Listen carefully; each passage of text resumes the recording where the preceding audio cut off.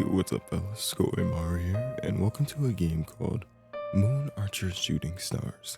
Moon Archer Shooting Stars is a game about, I believe, you gatekeeping an elevator to the moon and meeting someone every day who shoots shooting stars at the moon as love letters. So I was super interested in that title, or that about alone, so let's just get right into it. On the moon, there lived a beautiful immortal named Chang'e. Her jade rabbit pounded night after night, the elixir of immortality. Even generations ago, when humanity had first set foot onto the moon, people knew of such a legend. It was only that they hadn't expected the story to be true. City A, the city with the elevator to the moon. Tonight as well, I manned the entry gate to the elevator. I processed papers and people under the stars in the far-off outskirts of the city. The paperwork was dull, the people even duller. No amount of fame or wealth could buy the way to Moon Country. White hair, red eyes. She looked as if she was cursed by the sun. First I thought of her as just another girl who was curious about the elevator. She had neither an elevator permit nor any papers required for visiting the moon. In fact, it seemed that she didn't even have any ID on her. Was she a human or a fairy? To come here so boldly and look at me with eyes that seemed to see even the furthest of stars. Gatekeeper Hou, is there any other way for me to go up? Would you like to fill out an application for access? I won't guarantee anything, but it may be worth a shot. I'll be appreciated. Access to Moon Country was limited, so one couldn't just fly a rocket up. Just the thought of all the paperwork made me wince. Again, here I was, filling out paperwork. No family, monsieur? Yes, as of now. I have no family name. I am simply Yi. I see. I was a little suspicious, but then again, there were many strange people who came here. In the end, they all blurred together. Her hands wrote nimbly. Perhaps she had practiced calligraphy in the past.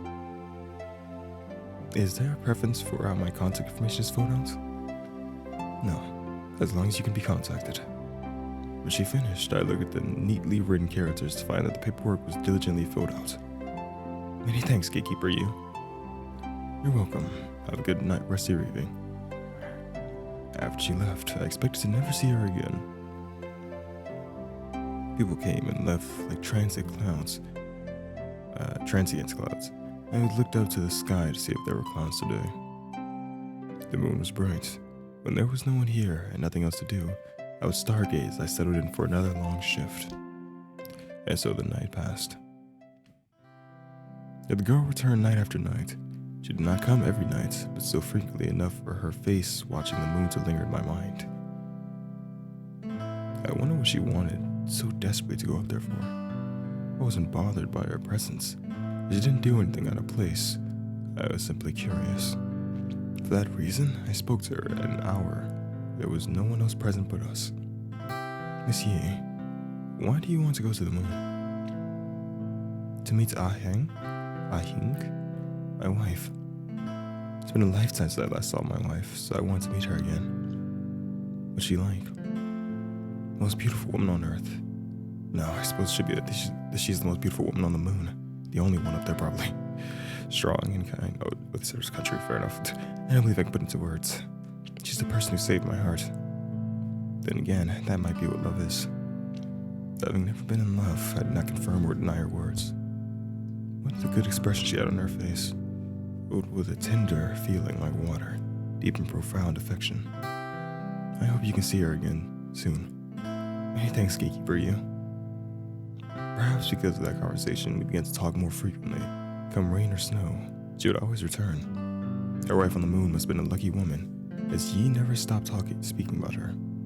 It wasn't appropriate for me to be nosy about her domestic matters, though I didn't ask about topics such as how they came to be separated and why meeting was so difficult. Before I knew it, we had become friends. Have you ever wondered why the elevator is in a place like City A?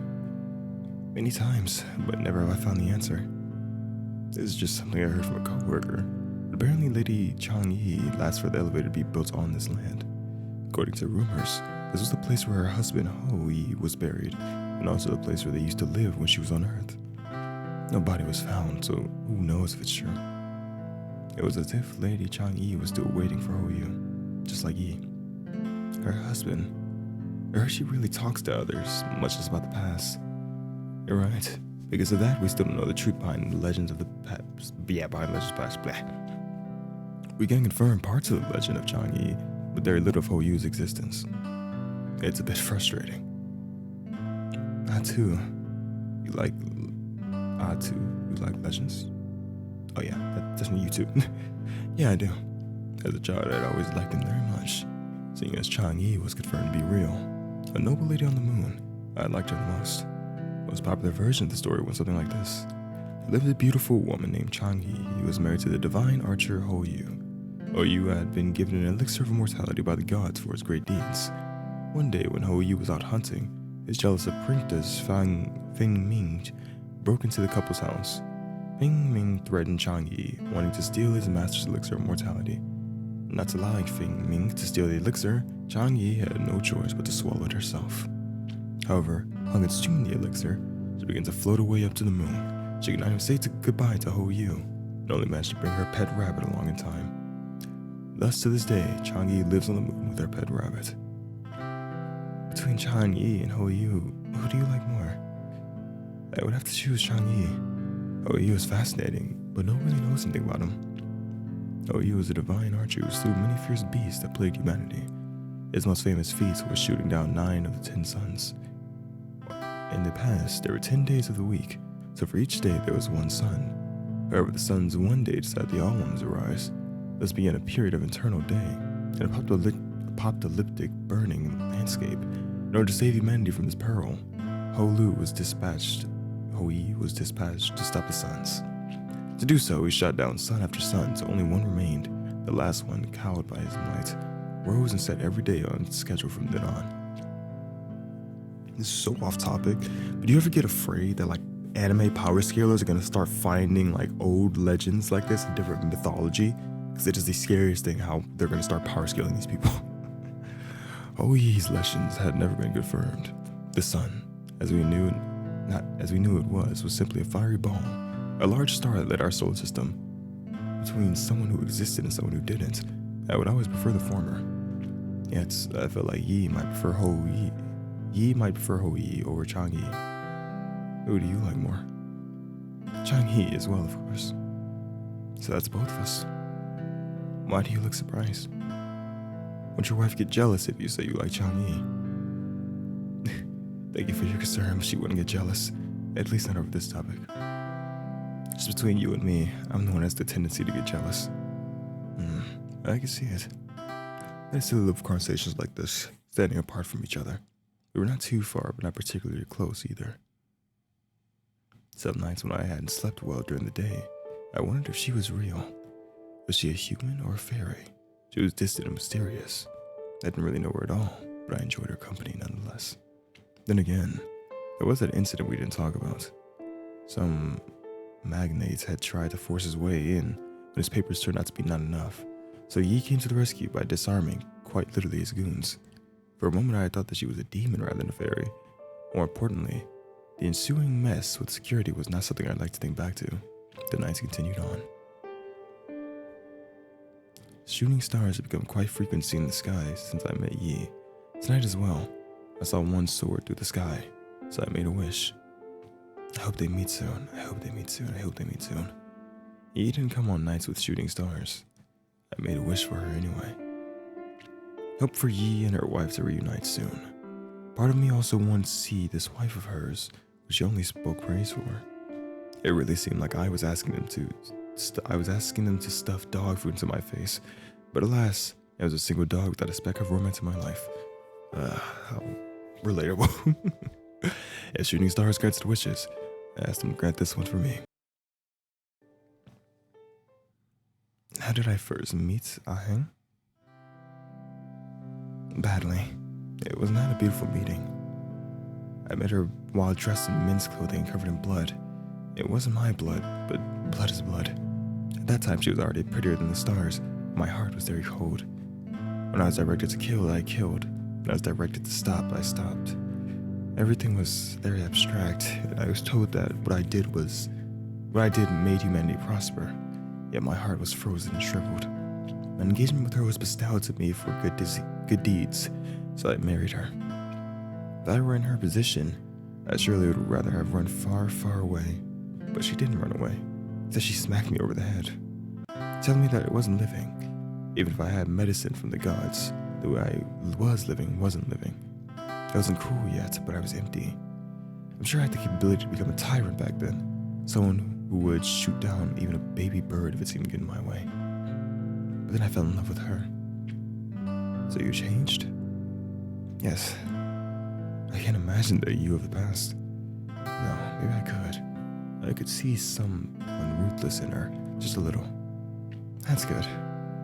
Sometimes I ended with more questions than answers. Perhaps she had been raised an assassin or a child soldier, but it didn't seem real to me. There's not much need for odds these days. Humanity really has gone far. I suppose I could still fashion a club out of peach wood. That kills me. I wondered if she was making reference to the story of Hou Yi's death. The divine archer survived many assassination attempts by his jealous apprentice Feng Ming. Hou Yi's skills with the bow were simply too sophisticated. When Feng Mi finally killed Hou Yi, it was with a club carved out of a peach tree. What a violent death. Psh, you better live till you meet your wife again. Of course, I have to meet her this lifetime. If there was anything in this world that I knew with certainty, it must have been Yi's love for her wife. When another night came with another shooting star, I once more wished for the two lovers to reunite. Why was it that they couldn't meet? I wondered what circumstances prevented them from seeing each other. And who was Yi? As expected, my curiosity on the fairy girl's identity had not disappeared. A girl who came to the desolate elevator gate night after night. Without the papers or authority to ascend to the moon, she simply wanted to meet the one she loved. Then again, she was a lot of things. As I gradually came closer to an answer, more and more questions piled up in my mind. And something happened to throw out all the conjectures. It was not on another night at the gates, but on the nights where I had been told to take a break and not show. Seeing that I was nocturnal for my job, my body wouldn't allow me to sleep. Not caring to navigate City A's nightlife scene, I packed a soft blanket and picnic for myself to go stargazing on one of the hills in the outskirts of the city. As I climbed the hill, I saw her. She had a bow in hand, drawing back the bowstring in a practiced movement. Her eyes looked toward the moon unwavering. Upward, her bow aimed upward as if she could shoot the stars down from the sky. The arrow had something, a letter tied to it. I narrowed my eyes, as if seeing something dazzling. But because that, I didn't see the moment she shot the arrow. Surely it was also practice, smooth, just like breathing to her. Even though I didn't see, I somehow knew. As my eyes adjusted to follow the arrow that was flying impossibly quick, and their arrow that should have become unseen to my human eyes became a shooting star. Oh. I must have let out a gasp because she didn't turn her eyes away from the sky. Who was watching the arrow, the shooting star, fly, even as it disappeared from my view, hoping for it to deliver the message she wrote. She was waiting. After who knew how long, she finally lowered her bow and looked away from the sky to me. I too, you were watching. You think my message will reach Aang? Of course it will. Of course it won't. The words were lodged in my throat like thick glue. But who are you? I am simply Yi. No, I was sure that she wasn't human. She left after seeing I had nothing else to say. I was alone in my thoughts on the hill, and stargazing no longer seemed a pleasant way to spend the night. I met her again at the elevator gate. We decided to talk about the previous night. No, I'd be like, okay, well, what just happened? That was not, Usually humans don't shoot shooting stars. The many shooting stars I had been seeing were her messages to her wife. We weren't just deciding not to talk about the previous night. We didn't talk at all that time. She looked at the moon like always, yearning for the person who she would shoot stars for. From the start, I had that feeling. Her eyes were looking somewhere far away, detached from the material world, like a fairy. As usual, she didn't bother me as I stayed my shift. Instead, she just waited for me to speak. I wanted to talk, and not once force conversation. While she watched the moon, I found myself watching her. Our silent meetings continued for a while. Yeah, I think of you as a friend.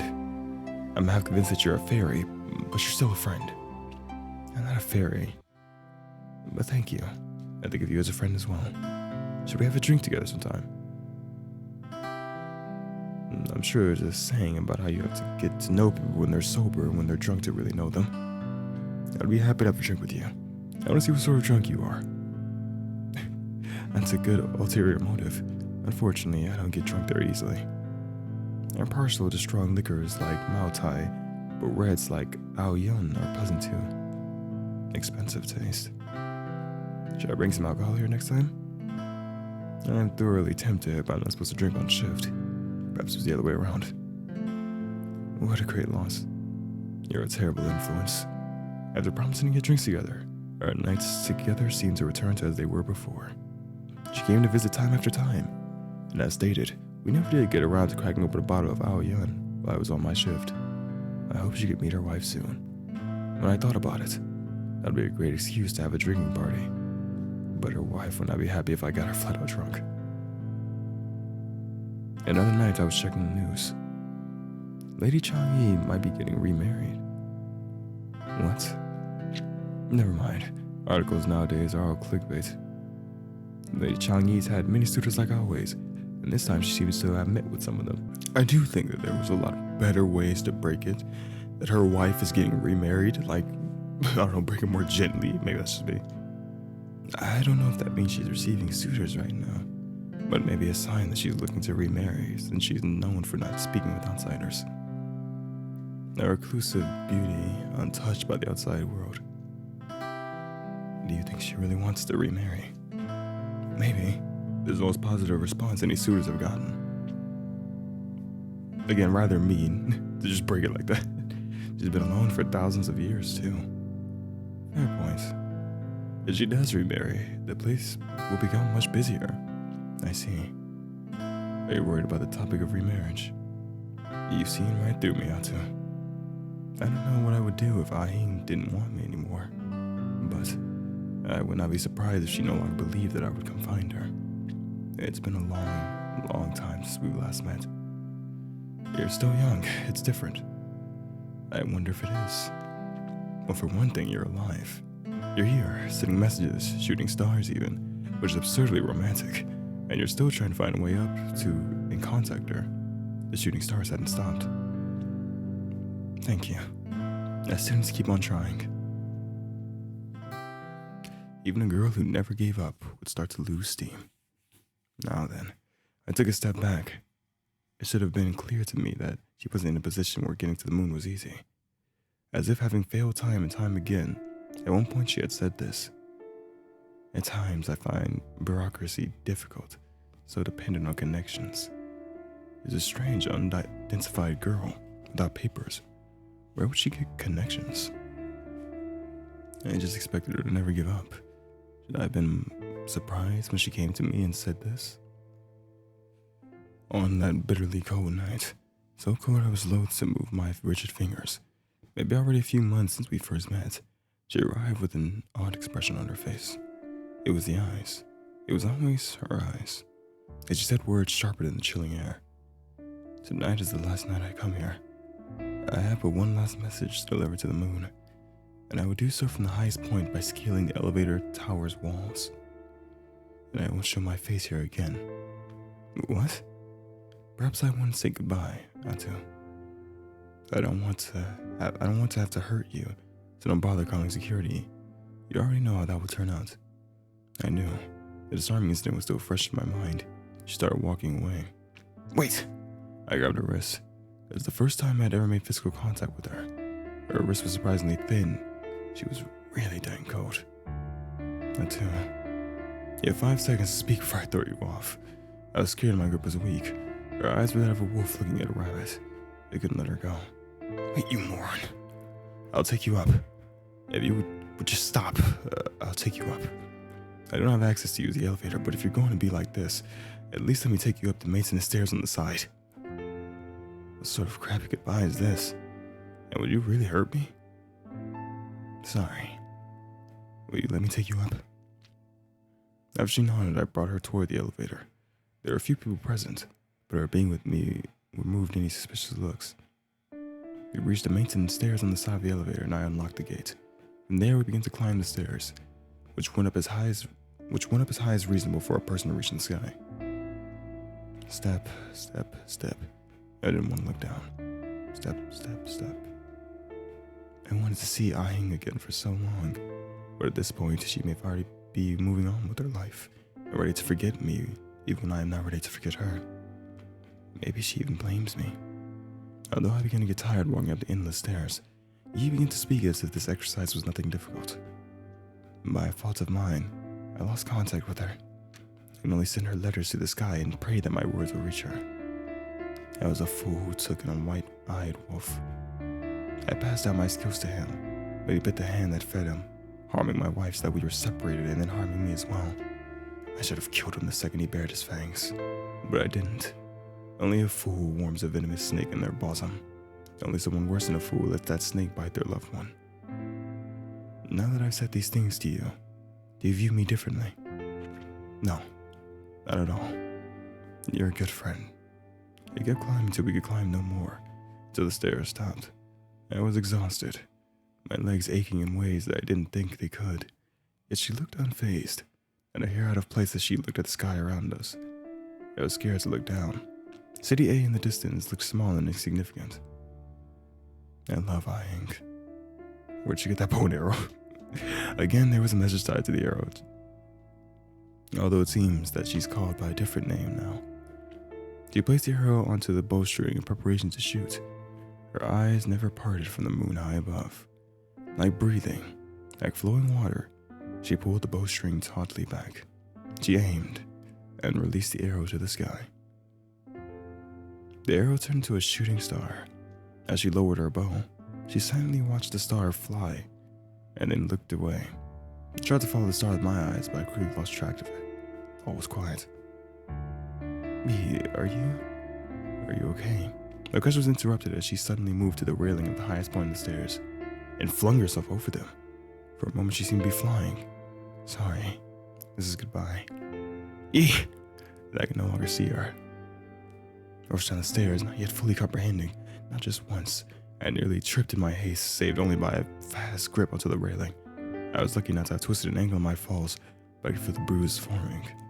Descending went faster than ascending, but still took a while, leaving me wheezing. At the place where she would have been, a splat on the ground, there was nothing.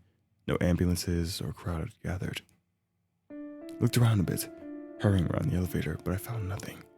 She really was like a fairy.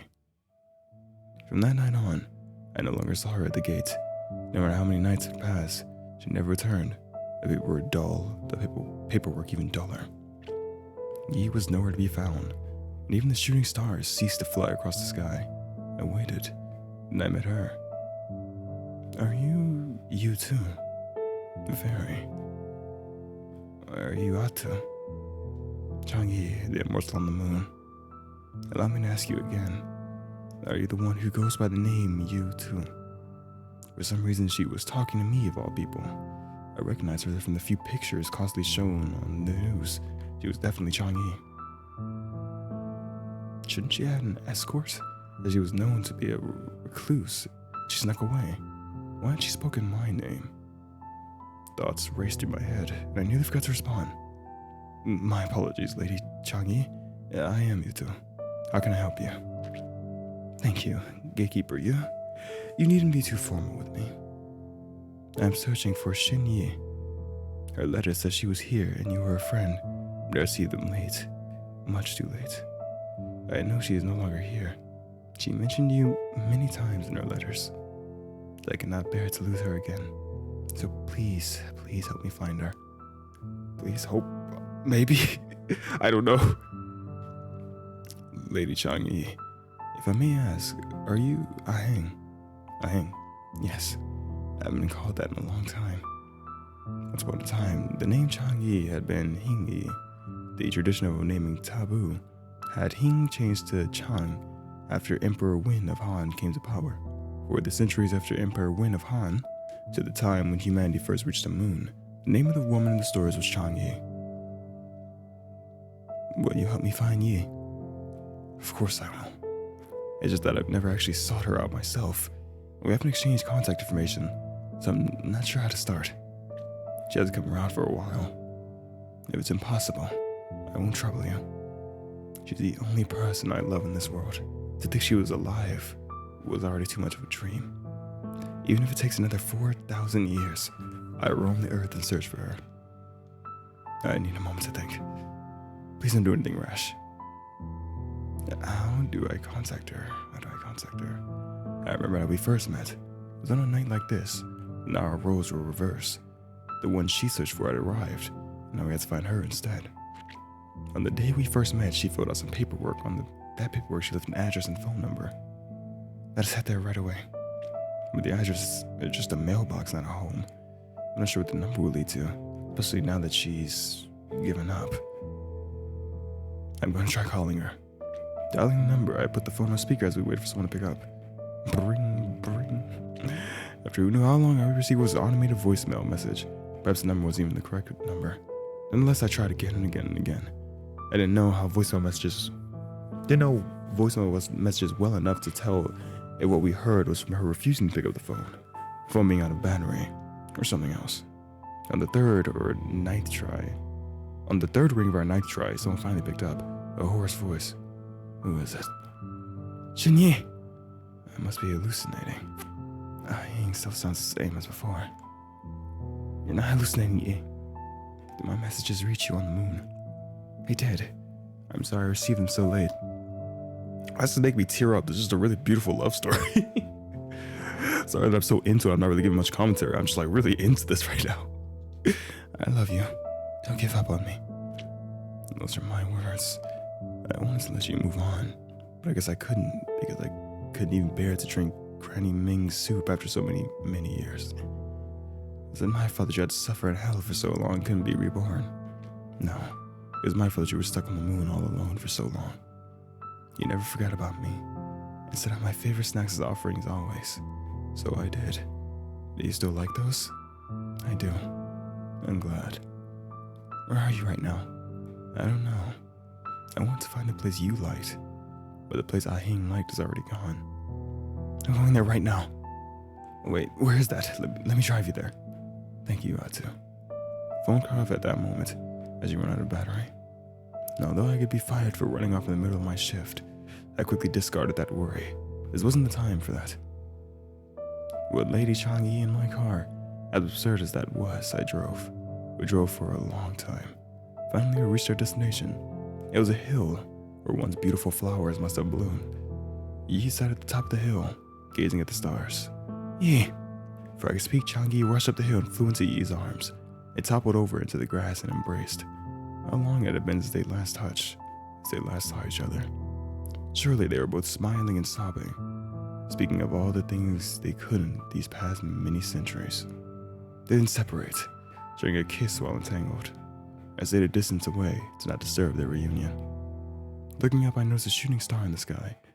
This one wasn't a letter from Yi to Hing. Thinking of shooting stars, I realized that my wish had also come true. Aww. That was a really beautiful game. I really love that they even had a happy ending, because I was really afraid that they were going to have a happy ending. It was going to be a thing where they could just never meet. And, you know, these are actual characters in, like, Chinese mythology, I believe. So I never heard the actual story. But, my God, that was just a really beautiful story. I don't know. If you're new to this channel, I'm just an absolute sucker for romance, and I thought this was just a really beautiful romance story. So I'm insanely happy of how it turned out for them. That was really awesome. There's only one ending, so there's not really a point in saving or anything. But yeah, that was just a really short and simple love story that I thoroughly enjoy, and I hope you did as well. Oh, I'm glad they ended up together, that they never forgot about each other. Anyway, though, thank you all so much for watching this video. I hope you sincerely enjoyed it as much as I did. And farewell for now.